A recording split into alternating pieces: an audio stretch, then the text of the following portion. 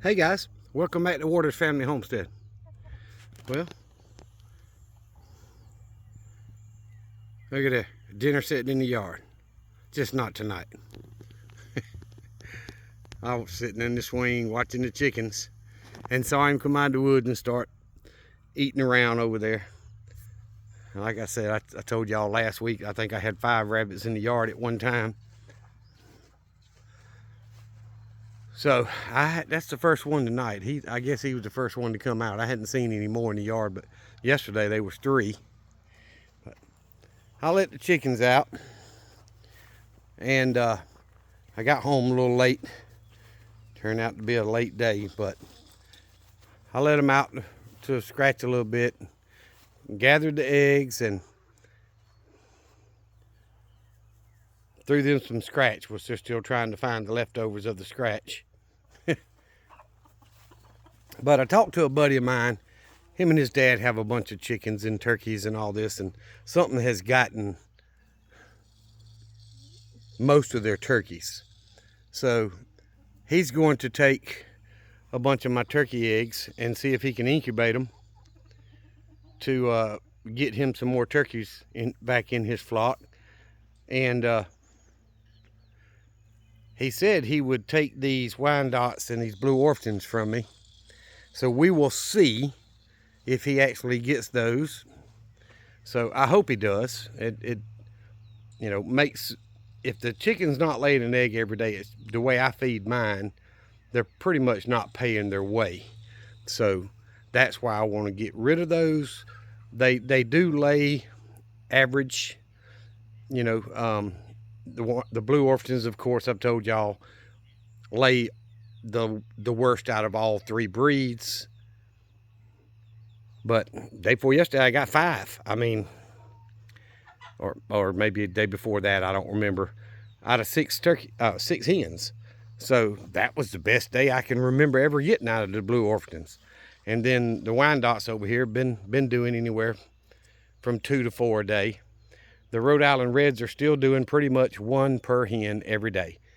So if he'll take these Wyandottes and the blue Orpingtons, I'm going to let him have them, because he goes to the auction and buys and sells livestock, and he will do something with them where I don't have room in the freezer to process them and put them in there. And also I don't have the time to do the processing right now. So if he does that, what I'll probably do is allow my newer chickens there free reign over this side. I'm just not thrilled about leaving them out because they're not quite big enough yet. But and I don't want a hawk to get them, because a hawk snatch one of them up and be gone with it. It's hard for them to fly with a whole grown chicken, but they could grab them, little babies there and be gone with it. But anywho, just thought I'd do a quick video. The rabbit came out. I was sitting in the swing and thought, well, I'll go see if I can get a close-up of it. And then a buddy from work came by, and I had already started this video, so I stopped it and talked with him for a few minutes. And he had his son with him. They've been here before. So anyway, so they're gone, and I decided I'd come back and do the video, and the rabbit's still down there. So I was looking at that blueberry bush, the one that y'all see straight ahead. Let me see if I can zoom in more. That thing is completely loaded with blueberries, but none of them are turning ripe right now. The other bush, the chickens have picked it clean. There's 1 blueberry left on that bush at the very top in the center, and there's leaves between it and the bottom, so the chickens can't even see it, and they can't jump that high to get it. But they've managed to pick every other blueberry off that bush. So this one's still loaded heavy, but they have not started turning to be ripe yet. I keep checking every day, see if I can go out there and pick a few like I usually do.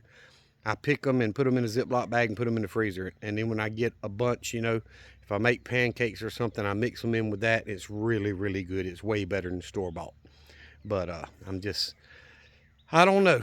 We went through this, week week and a half of rain and rain and more rain, and I've got a little bit of grass coming up over here, but I haven't turned the sprinkler back on. So they're trying to get to those blueberries now.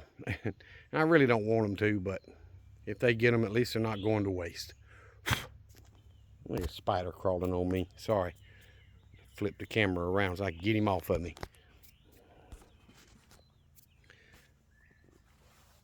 But anywho, I was going to show y'all one other thing. We had a little like crop duster plane, bottom wing plane,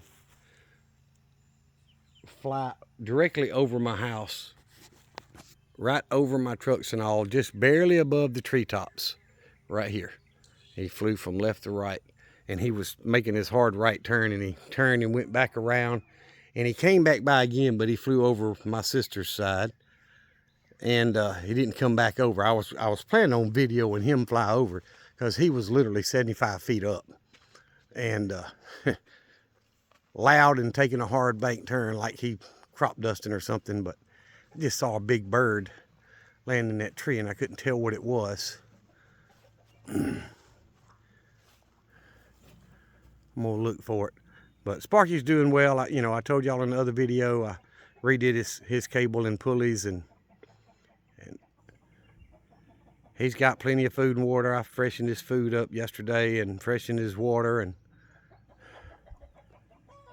everything's going well. It's just getting hot, and the job I've been working on this week is an hour from the office, and I had one day of repair on a unit. It took all day, and then they wanted we do their preventive or planned maintenance. It's a big plant. It's a mining plant, actually. And it takes 2 to 3 days to do their planned maintenance, service all their units. And I spent a whole day yesterday doing it, and then got called off in the middle of it today to go back to a grocery store that had a problem.